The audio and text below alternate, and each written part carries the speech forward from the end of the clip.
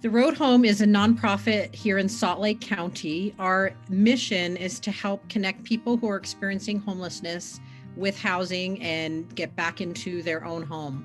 The COVID-19 health pandemic has had a huge impact on people experiencing homelessness, on us as service providers who help people who are experiencing homelessness. Certainly for folks who are outside, living outside, it's really hard to follow the COVID guidelines when you don't have access to a place to wash your hands or go to the restrooms. As community buildings like libraries and such have closed down, that's had a huge impact. The funding has been so tremendously helpful. As we were moving into the COVID world, we ended up having a lot of new kinds of expenses that we hadn't had before. And it was really important to us to have private dollars supplementing the different government contracts we have so that we had that flexibility.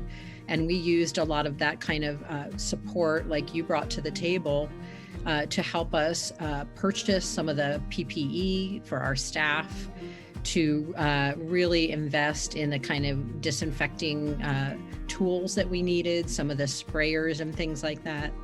From the get-go, right from the beginning of the COVID crisis, we were able to utilize funding for those kinds of things so that we were able to start right out of the gate the way we needed to.